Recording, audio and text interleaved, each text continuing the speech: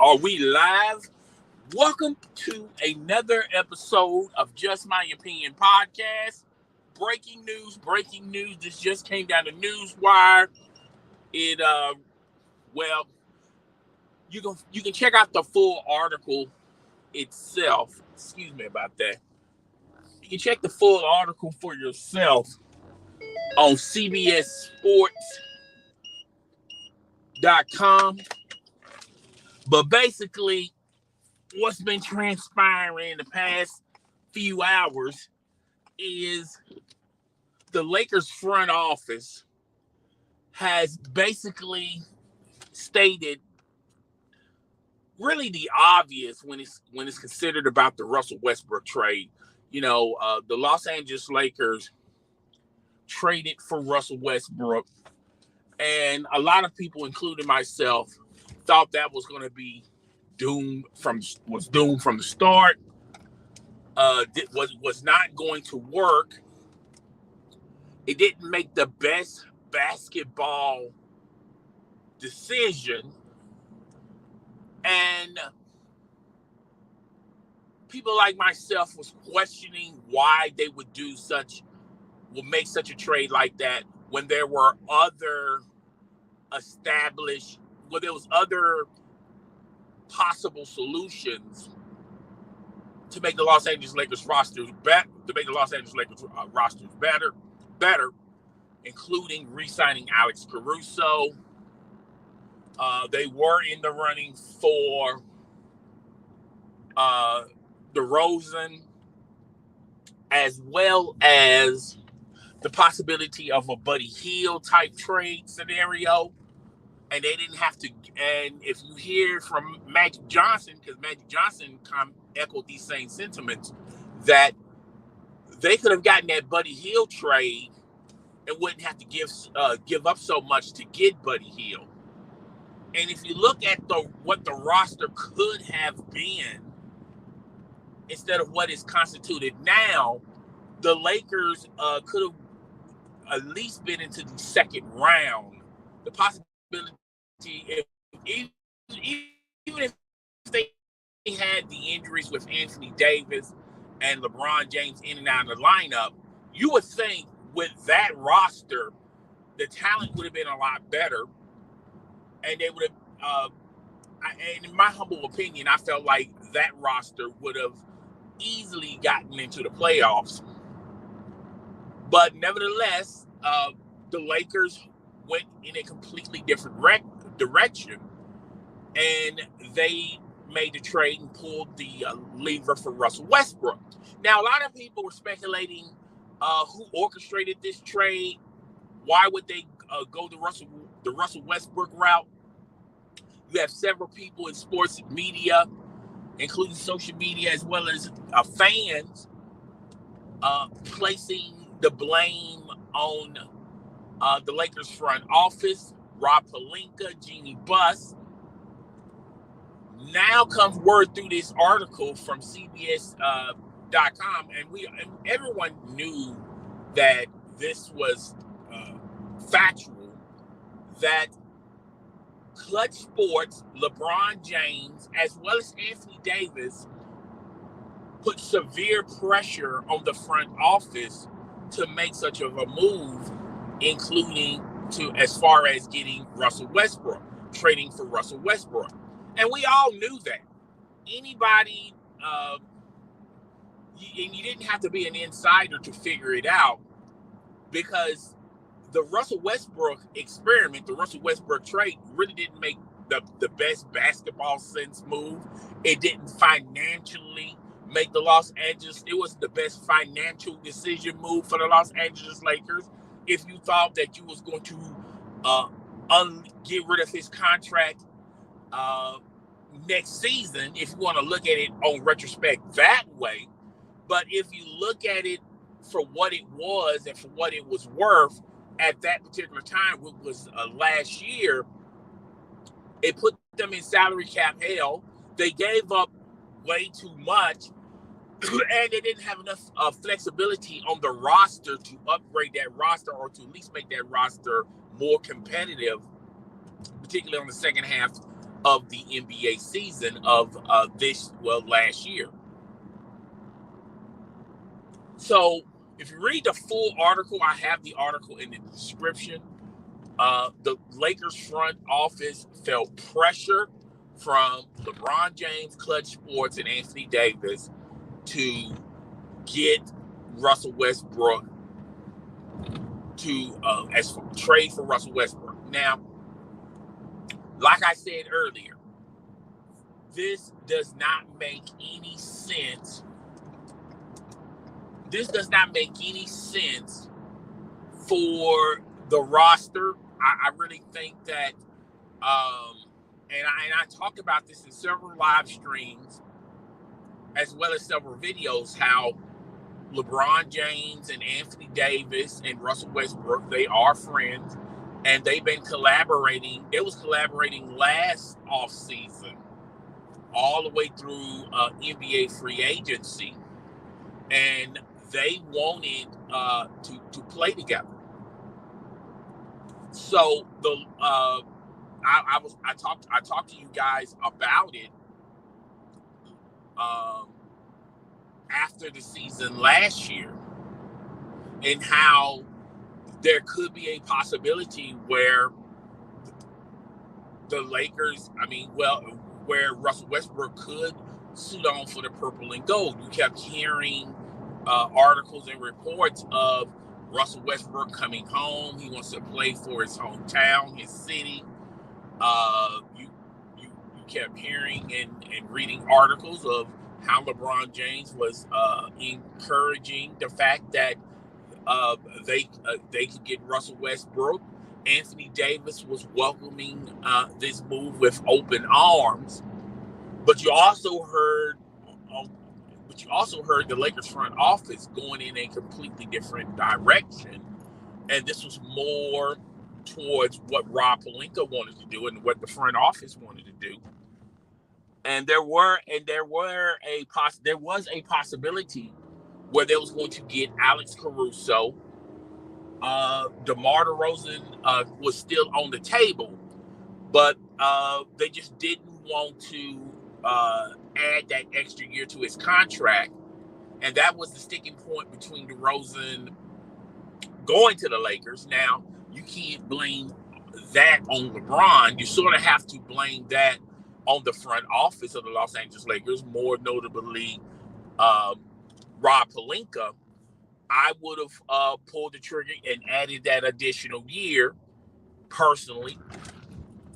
And the Buddy Hield. You kept hearing Buddy Hield going to the Los Angeles Lakers, which, if you look at Buddy Hield, Alex Caruso, and DeRozan, if the Lakers would have ended up getting those players fit pretty well with the play style and scheme that Frank Vogel wanted to utilize for the Lakers. They would have been a little bit more athletic defensively. A team defense would have been a lot better. And they would have had more flexibility on the offensive side of things. Now, Buddy Hield isn't an all-worldly offensive scorer, but yet again, Buddy Hield with DeRozan, with Caruso, you add those three guys to your lineup, particularly on the offensive end, they could have contributed on the offensive side of the ball. They definitely would have contributed to the defensive side of things, particularly what Frank Vogel wanted to do in defensive schemes. They're a little bit longer and a little bit more athletic than what they already currently have on their roster. And those three players were willing to play defense. And if you look at Russell Westbrook, he's unwilling to play defense. So that scheme would have fit better with Frank Vogel's system. They would have easily been into the playoffs. I think with that roster, they could have at least made it to the second round. And who knows after that, in my humble opinion. And they would have been a little, now, salary cap wise, they would have. I don't think they could have added any more to the salary cap as far as upgrading the roster. But you still had interesting pieces and parts where if it didn't work out, the ability from you from getting out from under those pieces wouldn't be as severe as trying to get rid of and unloading Russell Westbrook, which a lot of people, a lot of Laker fans, you had a lot of apologists for the Los Angeles Lakers and LeBron James pretty much saying, oh, they can get rid of Russell Westbrook at any time.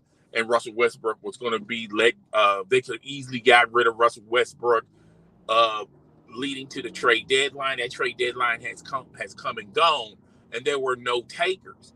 And the only move the Lakers could have utilized as far as just getting rid of Russell Westbrook was to get John Wall, but they also had to give up a draft pick to sweeten that deal. They could have gotten John Wall and gotten rid of Russell Westbrook, but they would have also lost a draft pick, which the front office of the Lakers was unwilling to do that. Okay, and we talked about it in the live stream why they were unwilling to do that. In my humble opinion, I feel like the Lakers are having other options that they can utilize. They know that this next season will be the final. LeBron James is he's not signing the extension, and LeBron James is going to have one more year playing with the Los Angeles Lakers, and then who knows what the Lakers' future is going to be at the end of next season. When you also had these dreams and aspirations from LeBron James as far as wanting to play alongside his son. He's also wanting to get the Kareem scoring record, which if they would have gotten Buddy Hield, DeRozan, and Alex Caruso, and I think even though he would be on pace with the Kareem record, but it probably would have taken an additional year when you got that type of offense on your roster. It would have been, I don't think LeBron would have been in the running that seriously for the scoring title if he would have had those guys on the roster. And I've heard a lot of people say, well, maybe that's the reason behind why he wasn't so for what the front office wanted to do ultimately, which was get Buddy Hield, DeRozan, and re-sign Alex Caruso. Maybe he was hesitant on supporting that move, because if that move would have went through, the Lakers would have been a lot better on the particularly on the defensive end, and they would have had other options as far as scoring goes. You wouldn't have to be only limited to LeBron and AD, right? But yeah, that's pretty much the news of the day. Something that we all knew, last calendar season, before the season started for the NBA, we all knew that LeBron James and Klutch Sports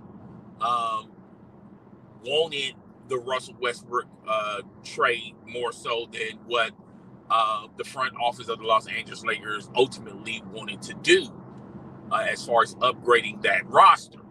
Now, I will say it was surprising to me that Anthony Davis was pushing for this. I was really surprised that Anthony Davis would want to make such a move like that. But it shouldn't be too shocking. He is a Klutch Sports client. He is friends with LeBron James. And that also put to bed and put to rest. LeBron is not too pleased with Anthony Davis, particularly him coming pretty much out of basketball shape. Didn't really work on his body during the off season. And LeBron is just, and you also heard reports that LeBron James wasn't feeling Anthony Davis too much on particularly his off-season working out and training and getting better.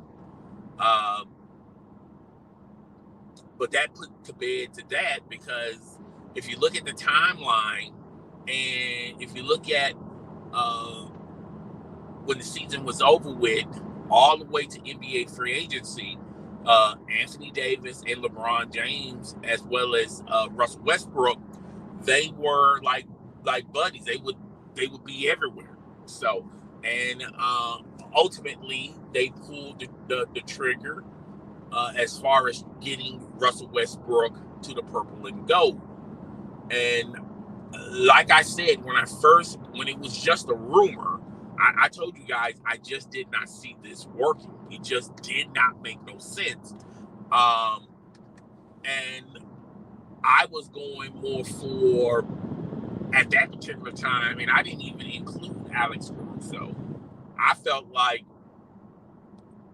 DeMar DeRozan would have been perfect for the purple and gold. I understand the sticking point was the extra year and Buddy Hield. I was focusing on those two guys. I thought they probably just did not. The money just wasn't there for Alex Caruso, and they would have to allow him to move on. But what Magic Johnson said on Get Up on ESPN a couple of months ago, and you've been hearing snippets of what he said on Get Up, basically saying that no, the front office, it was very plausible and a possibility of the front office getting not only DeMar DeRozan, Buddy Hield, but re-signing Alex Caruso. That was still on the table. So I'm just saying it. I just felt like the Lakers, and this is what happens. And we talked about this on a live stream a couple of weeks ago about player entitlement, empowering the players and things of that nature. Basically, in retrospect, just pleasing, an organization just trying to please their star player. And you've seen this in all different types of stops and all different types of places. You saw this a little bit with the Miami Heat, a little bit with with Miami Heat when they landed LeBron James and Chris Bosh. But with the Miami Heat, there were limitations in that relationship, and that relationship was sort of tense, and that explains why LeBron didn't want to re-sign with the Miami Heat, because he would have to do it the Heat way, and he wanted to do it his way. You also saw this with the Golden State Warriors, a little bit on and off. There were some limitations, but that's one of the reasons why KD did not want to sign with the Golden State Warriors. He wanted to go to an organization where he could run and get final say and pretty much run the organization, similar to LeBron James. You saw this retrospect with Kawhi Leonard. Kawhi Leonard wanted total say-so with the San Antonio Spurs, was unable to get it, and then he got traded to the Raptors, and now he's got total say-so with the Los Angeles Clippers, because the Los Angeles Clippers are going to try to please Kawhi Leonard. But if you look at all these stops, what does, particularly the stops that allowing the players to have total control of these organizations, they all have something in common. They're not in the playoffs, and their talent level is below average. They just don't. They done traded away and mortgaged away all their draft picks and all their younger talent to please the star player, so the star player can play alongside their buddy or their pal or somebody who they feel like they can benefit off of. And if you look at the Clippers, the Lakers, the Brooklyn Nets, and I feel like this is also going to happen to Philly. A lot of those teams that are exclusively trying to make the players happy, if you look at what those teams have done thus far, they really haven't done nothing thus far. In some cases, some of these teams didn't even make it to the playoffs. Some of these teams were struggling in the play-in tournament. And if you look at these teams, these teams are not built in mind to put out the best team. These teams are built in line and in mind to please their superstar, to make their superstar happy. And I done a live stream 3 months ago telling you guys about Well, the at the beginning of the basketball season, I talked about DOA, death of the super teams. I feel like that uh, that terminology, super team, is over with. Player empowerment is over with. If you look at all of these other organizations, they're a whole lot healthier than the organizations that keep that has player entitlement. If you look at the New Orleans Pelicans, they're in a better position because of that. If you look at the Phoenix Suns, if you look at the Memphis Grizzlies, there are a lot of examples of these teams not allowing player entitlement and just building better teams, allowing the players to play, allowing the coaches to coach, and allowing the front office to do their job. Okay, so that's all I got for. And like I said, I have the article in the description if you want to read the full article. But it's something that we have been talking about, particularly on this channel, for quite some time. I've done numerous live streams as well as videos talking about the matter of Russell Westbrook. I felt like the Russell Westbrook experiment was doomed from the start. I didn't think Russell Westbrook would fit well with LeBron and AD. And I explained to you guys in numerous live streams and videos why I didn't feel like he didn't fit well. And I also explained to you guys that they were stuck like Chuck with Russell Westbrook and his his enormous salary. Hold on one second.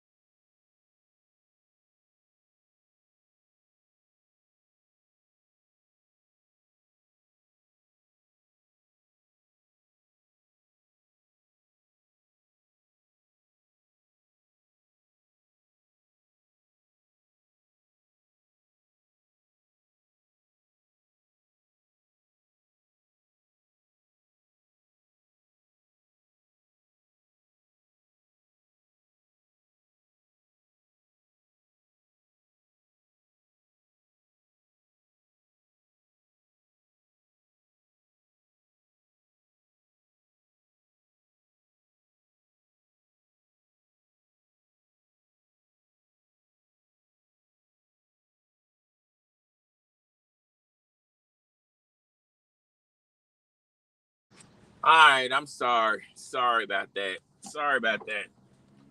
So yeah, that's all I got on this article. Like I said, you guys can read the article for yourself. But finally, we got clarity on this subject matter, and you just kept hearing different abbreviations on what transpired with this move.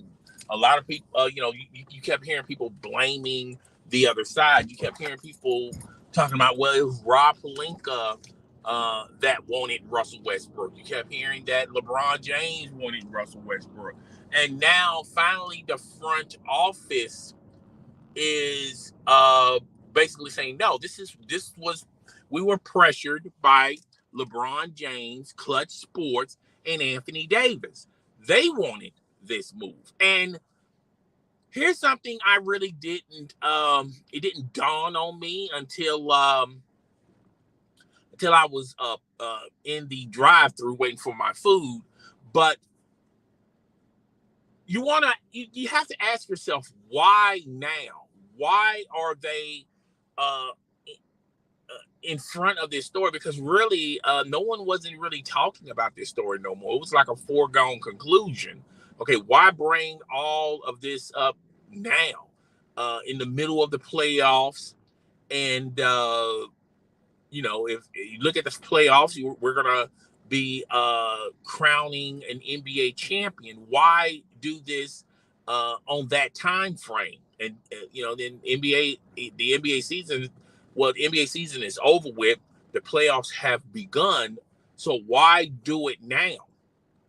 And I've said this in several live streams.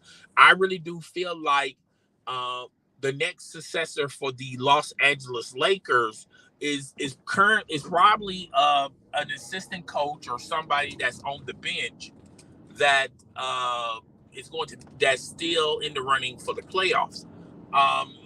I don't think it's anybody from the losing teams. I don't think it has anything to do with them being in a losing team, but I do want to speculate the possibility in the scenario of it's possibly somebody with the Milwaukee Bucks or the Boston Celtics. I think it's going to be a younger coach. Now, I told you guys who I felt like on the outside looking in. I feel like Juwan Howard would be great as the coach of the Los Angeles Lakers. He does have a relationship with LeBron James, and personally, to be honest with you guys, he might that type of hiring may LeBron James may end up signing an extension with the Los Angeles Lakers. Now, it's not a foregone conclusion. It's not 100% guaranteed set in stone, but the scenario and the possibility is still there. So, which I'm going to have to do a live stream and talk about that in detail a little bit later. But, yo, guys, it's your boy, the host with the most, that do not brag or boast. Please hit the subscription button, the notification bell, share this content with your friends, family, and followers. I will see you guys on the next live stream. And I just got to do a little research on part 2 of this. Why would the Lakers bring this out to the forefront now in the middle of the playoffs? Okay. There has to be a reason why they would do this. And I will talk to you guys later. Deuces.